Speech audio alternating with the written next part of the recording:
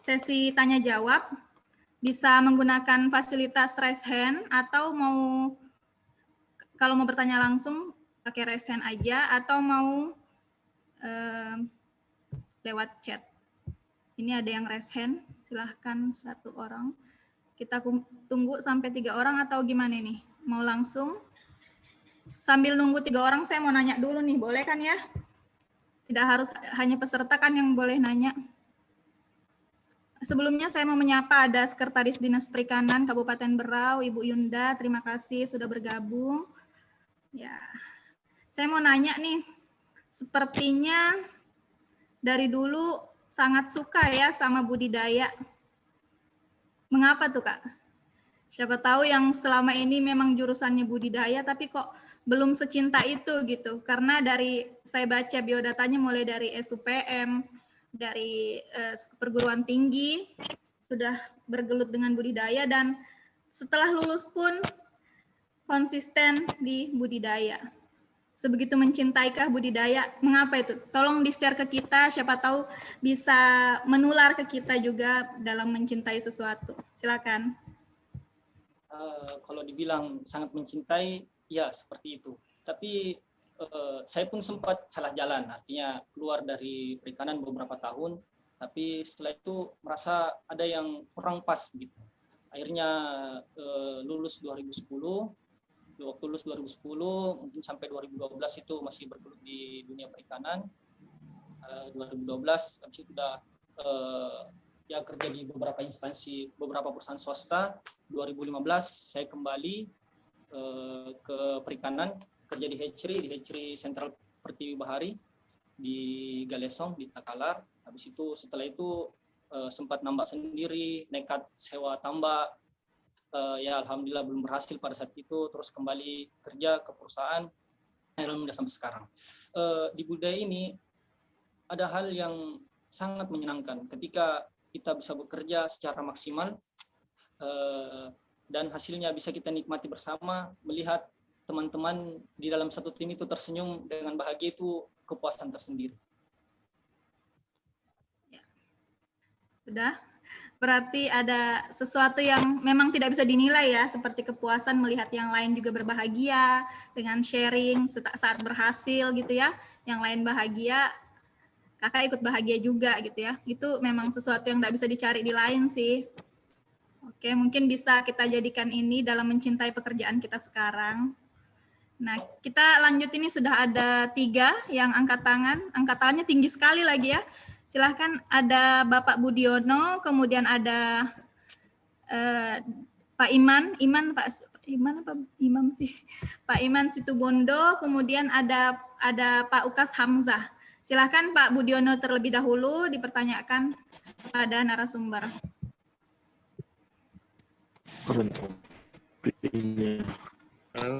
Assalamualaikum warahmatullahi wabarakatuh. Waalaikumsalam warahmatullahi wabarakatuh. Ya, makasih Mbak Risna kesempatannya. Mas Mahathir, saya mau nanyakan beberapa hal terkait dengan pemaparan tadi. Tadi disampaikan bahwa pengelolaan tanah dasar untuk tambak tradisional itu harus kering selama kurang lebih 5 hari. Bagaimana kemudian perlakuan yang ada untuk tanah sulfat masam seperti yang di Kalimantan? Jadi rata-rata tambak di Kalimantan ini kan luas-luas bukaan petakannya sekitar 10-20 hektar.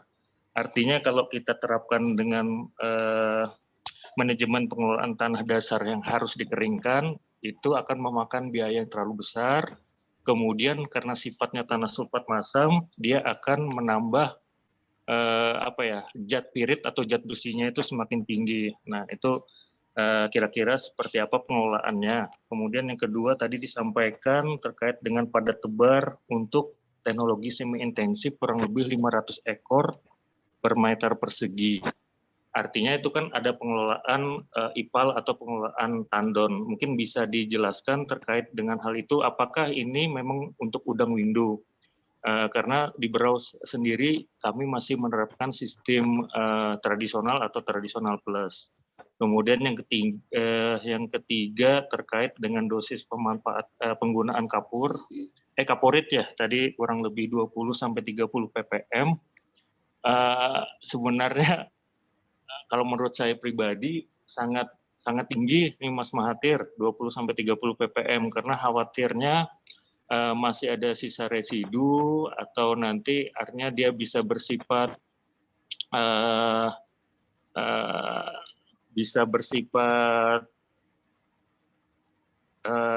kebal terhadap penyakit yang ada di luar tambak. Artinya maksud saya ketika dosis 20-30 ppm ini apakah juga tidak berpengaruh terhadap lingkungan walaupun sudah netral secara kasat mata ya, tadi dikasih tiosulfat kurang lebih 2-3 hari dengan dosis separuhnya.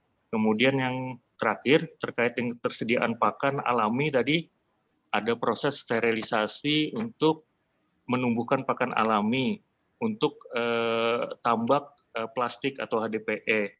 Apakah kemudian itu tetap dilakukan pada masa pemeliharaan? Kalaupun misalnya masih tetap dilakukan, mungkin itu apakah melihat ketersediaan pakan alaminya ataukah tidak, ataukah ada dosis tertentu, karena setelah masa pemeliharaan kan otomatis harusnya hanya mengandalkan pakan buatan. Mungkin itu saja, Mas Mahathir. Terima kasih. Wassalamualaikum warahmatullahi wabarakatuh. Ya, terima kasih Pak Budi. Ada 4 pertanyaan.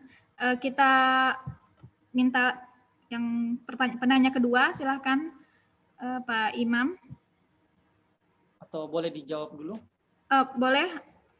Ya, dijawab dulu. Ada 4 pertanyaan. Yang pertama, pengeringannya termasuk biaya biaya pengeringan kalau tanah jenis sulfat masam. Yang kedua, pada tebar semi intensif. Yang ketiga, penggunaan kaporit. Sisa residu bisa berakibat kebal terhadap penyakit. Kemudian ketersediaan pakan pada saat penggunaan kolam HDPE, penggunaan HDPE. Silahkan. Satu-satu kayaknya Mbak ya. Oh ya, satu-satu. Oke, saya baca satu. Yang pertama, tanah sulfat masam itu pengeringannya itu sudah selain biaya juga berakibat akan munculnya pirit. Silahkan. Iya Pak, betul. Jadi kami pernah ngobrol dengan Pak Ilham Usman yang ada di BBA Petakalar. Beliau pernah survei. Ada beliau. Ada Pak. Ada Mbak. Ada ya. Jadi saya pernah ngobrol, beliau cerita begini. Lahan di Kalimantan itu luas-luas. Kadang satu petaknya ada 10 hektar, itu kan kalau kita bayangkan 10 hektar satu petak itu sudah seperti danau gitu Pak.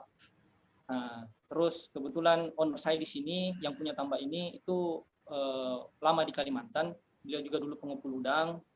Nah, saya sering ngobrol-ngobrol tentang kondisi tambak di sana.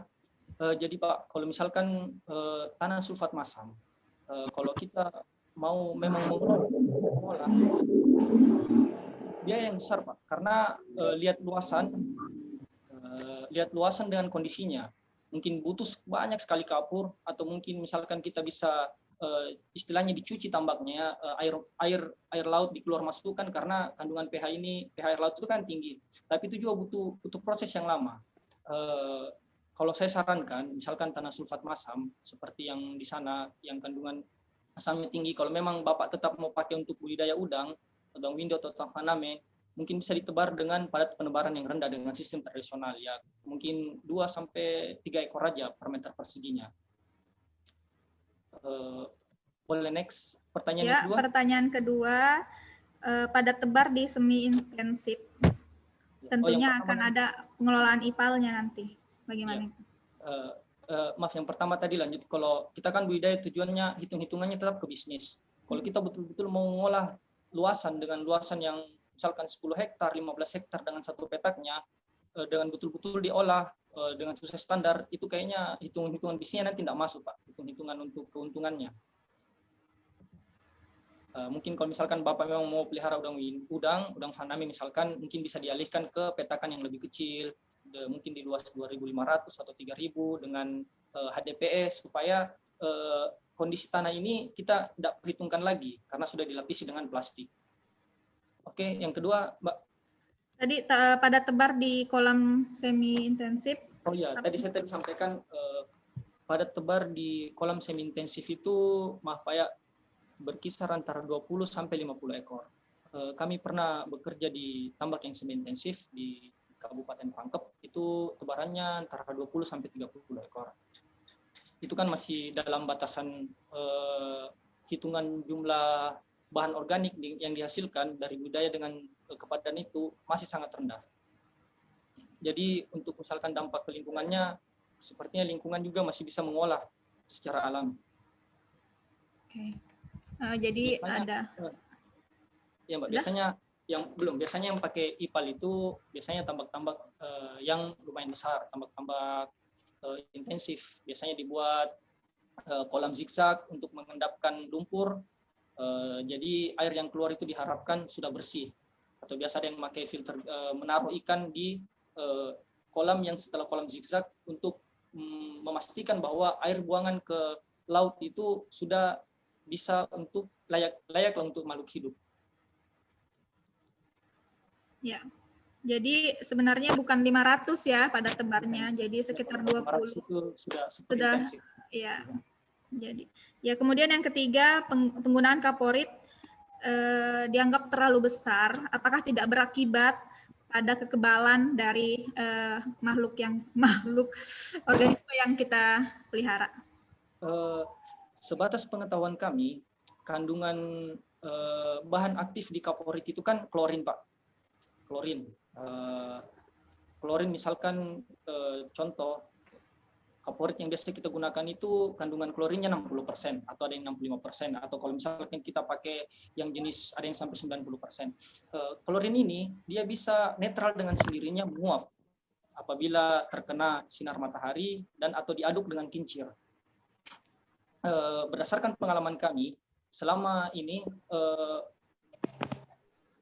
belum ada dampak misalkan resisten terhadap penyakit atau misalkan menimbulkan gejala yang lain, walaupun ada sebagian teknis yang lain memang sudah meninggalkan kaporit. Tapi kalau kami di SOP yang kami jalankan masih menggunakan kaporit. Ya mungkin kalau Bapak memang ingin menggunakan selain kaporit, bisa gunakan kapur aktif CaO di dosis setengah sampai 1 kilo atau bahkan 1 kilo per meter kubik airnya. Oke. Yang keempat, ketersediaan pakan pada kolam HDPE. Kalau misalkan kita budidaya dengan sistem intensif atau semi intensif, tujuan pembentukan plankton itu bukan sebagai pakan untuk udangnya, karena memang kita kan input pakan untuk kebutuhan pertumbuhannya. Plankton itu ditumbuhkan sebagai buffer untuk cahaya. Misalkan kita usahakan di awal kecerahannya 60, itu agar sinar matahari tidak tembus ke dasar. Banyak manfaat dari plankton ini, apa misalkan dia sebagai buffer pH, terus apabila matahari yang tembus ke dasar itu bisa menumbuhkan lumut, ini bisa melapisi supaya sinar matahari tidak sampai di dasar, jadi lumut tidak tumbuh. Terus kalau di sistem intensif itu berkembang 2 sistem, Pak. Biasanya orang pakai dominasi plankton dan dominasi bakteri. Kalau misalkan kita pakai yang dominasi plankton, itu jumlah planktonnya tetap dijaga walaupun setelah udangnya sudah besar. Tapi bukan untuk pakan ya, Pak. Tetap untuk memberi warna pada air. Kalau yang kami jalankan di sini itu menggunakan dominasi bakteri. Jadi plankton betul-betul di angka di bawah 100.000 sel per milimeter. Oke. Ya. Terima kasih. Jadi itu tadi Pak Budi. Lanjutkan pertanyaannya atau ada yang kurang yang saya sampaikan? Ya, nanti kita kasihan yang sudah resen dari tadi, capek tangannya kayaknya. Ya, kita ini dulu ya yang resen ya. Pak Budi tadi sudah 4 pertanyaan. Selanjutnya jangan banyak-banyak ya. Jangan banyak-banyak karena di chat juga sepertinya banyak pertanyaan. Silakan Pak Imam. Ya. Silakan Pak. Ini Pak Mahathir mau izin tanya Pak. Ini kan budidaya udang tuh banyak sekali, terutama di Jawa Timur. Apa ada langkah dan cara agar budidaya udang ini bisa berkelanjutan gitu Pak? Karena kan bisa melihat dari beberapa contoh dari tambak-tambak udang yang besar seperti di Lampung dan sekitarnya itu kan banyak yang tidak berjalan kontinu ya, berkelanjutan. Nah itu mungkin ada tips apa atau arahan apa gitu Pak agar seluruh di Indonesia ini bisa berbudidaya udang berkelanjutan gitu Pak. Itu aja pertanyaannya Pak. Terima kasih. Ya, terima kasih Pak Imam. Saya tampung dulu ya, Pak. Masih karena cuma satu. Iya, siap. Boleh langsung dijawab dulu? Oh ya, boleh. Bebas, kalau narasumber bebas. Silakan. Begini, jadi ini sebatas yang kami tahu ya, budidaya udang ini memang sangat dinamis. Jadi hal-hal yang paling perlu kita perhatikan itu adalah dampak dari sistem yang kita pakai. Misalkan kita harus mengatur jumlah pakan yang digunakan, ini harus benar-benar dikontrol ketat karena penyumbang bahan organik yang paling besar selama proses budidaya itu dari sisa pakan. Apabila sisa pakan ini menumpuk dan tidak termakan, ini akan banyak menimbulkan masalah. Bisa merusak kualitas air, bisa menimbulkan bahan organik yang terlalu tinggi, dan selain itu kita harus juga mengatur endapan yang ada di dasar.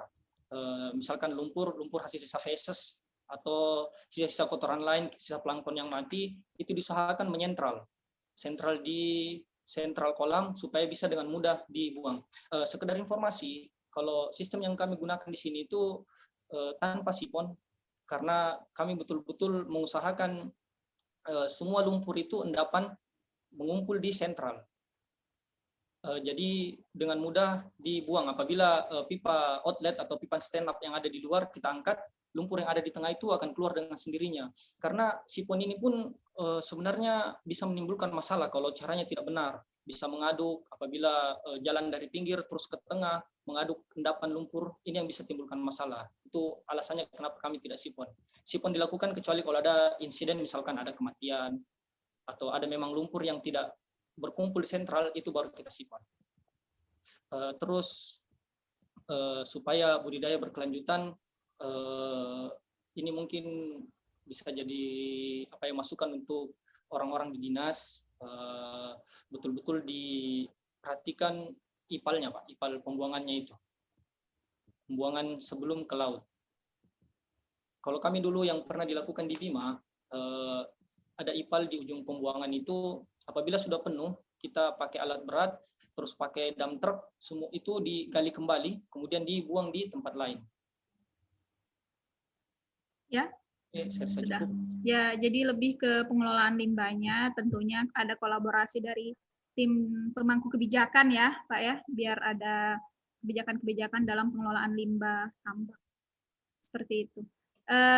Kita satu dulu, yang dari Pak Ukas Hamzah, kemudian nanti kita akan bahas chat. Saya sudah di demo nih dari chat. Ayo yang chat dulu yang dibahas. Ya, satu dulu. Silakan Pak Ukas. Ternyata banyak nih antusiasnya peserta. Silakan. Oke, terima kasih kepada moderator atas kesempatan yang diberikan. Saya perkenalkan dulu, nama saya Ukas dari Pindrang. Pak Mahathir, sangat menarik sekali tadi tentang pemaparan tentang udang. Namun saya berikan ini dulu. Saya ini sudah bergerak di bidang air tawar Pak Mahathir. Nah, sudah kurang lebih 5-6 tahun sejak lulus kuliah lah. Nah, dari pemaparan tadi saya belum menemukan seperti yang dijelaskan oleh judulnya bahwa udang ini menggiurkan. Biar nanti dari air tawar ini saya bisa bergerak ke udang. Yang begitu. Kemudian melihat analisa usaha tadi sampai 900 jutaan, saya berpikir belum tergiur kalau sampai 900 jutaan untuk terjun pertama kali kalau saya Pak Mahathir. Jadi adakah analisa usaha atau skala yang lebih kecil supaya pelaku-pelaku utama atau pelaku-pelaku usaha yang modalnya minim bisa melakukan usaha ini dan tetap ada keuntungan begitu Pak. Dari saya mungkin cukup. Itu saja, terima kasih. Ya, terima kasih Pak Ukas. Jadi lebih ke minta diperkecil biar pelaku-pelaku utama dengan modal minim bisa tergiur gitu ya Pak Ukas ya. Gimana nih Pak Mahathir tanggapannya? Baik, terima kasih Mas Ukas pertanyaannya. Ya, tadi itu yang lupa disampaikan ya. Kalau masalah budidaya udang ini tetap menggiurkan atau tidak, kita mungkin bisa ambil kesimpulan masing-masing dari analisa usaha yang saya tampilkan tadi. Dulu ada anekdot seperti ini, ada candaan waktu saya ngobrol dengan regional manager salah satu perusahaan perusahaan pakan udang yang besar, regional manager yang memegang Sulawesi dan Kalimantan. Pernah candaannya dalam analisa usahanya itu seperti ini. Mungkin biaya lain, usaha lain yang bisa nyaingin udang ini cuma ya narkoba mungkin gitu. Karena saking besarnya. Karena kalau kita lihat yang estimasi kita sampaikan tadi itu profitnya itu di atas 100% dibanding biaya produksi. Nah, kalau Mas Ukas yang tanyakan tentang ada enggak budidaya yang udang yang dengan modal yang lebih kecil, ada. Jadi sekitar 2 atau 3 pekan lalu kami cari informasi tentang tambak udang yang sedang banyak berkembang sekarang, tambak udang milenial, yaitu dengan bak bulat sistem bioflok. Itu kami sudah hitung-hitung untuk satu bak bulatnya, ini untuk harga daerah Jawa ya, itu plus fasilitasnya itu satu kolam bulat dengan HDPE, pakai Wermes yang 8 mili, terus dengan 2 kincir plus 1 super cas dengan plus biaya kerja dan semua aksesoris yang lain, itu berkisar antara 45 sampai 50 juta satu kolam. Ini diameter 20 ya, diameter 20 meter. Ini diameter 20 meter ini kalau kita buat bak bulat itu bisa menampung kurang lebih 80.000 sampai 100.000 ekor benur. Nah, kalau misalkan masuk ke semua yang lebih kecil, bisa mungkin blowernya diganti pakai Resun LP100 diameter 3 atau 5 meter, itu bisa masih menanggung dengan diameter yang kurang lebih 3 sampai 5 meter. LP100 itu biayanya akan jauh lebih kecil. Mungkin bisa ya 1/5 atau mungkin 1/8 dari diameter 20. Jadi itu Mas Ukas ya, pilihan lainnya dengan milenial tadi menggunakan kolam bulat, jadi satu paket gitu ya Kak ya, dengan instalasi itu sekitar 50 juta. Mungkin itu bisa jadi opsi lain kalau mau berbudidaya dengan lebih sedikit modal atau investnya. Cukup ya Mas Ukas ya. Kita akan bahas, oke, jempolnya sudah naik, sudah puas sepertinya. Kita bahas chat dulu, nanti yang untuk Ibu Rahmawati, Pak Sukmawan, dan Pak Andika, nanti setelah kita bahas chat. Ini ada chat, pertanyaan dari Pak Ilham. Pak Ilham Usman. Mohon penjelasan dong lebih detail sistem blind feeding and demand feeding. Silahkan. Sistem blind feeding yang pada umumnya digunakan itu istilahnya gini ya, formasi 3-2-4-6. Ini yang paling umum digunakan, yang paling banyak digunakan. Artinya di DOC pertama atau DOC 1 umur udang 1 hari itu kita gunakan pakan sebanyak 3 kg per 100.000-nya. 3 kg per 100.000. Terus tadi kan formasinya 3-2-4-6. Duanya ini adalah 200 gram atau 0,2 gram, itu pertambahan per hari sampai umur 10 hari. Setelah 10 hari, di umur 11 hari, tadi formasinya 3-2-4. 4 ini kita gunakan di umur 11 sampai 20 hari. 2-4-6. 6-nya ini kita gunakan 600 gram atau 0,6 kg di umur 21 sampai 30 hari.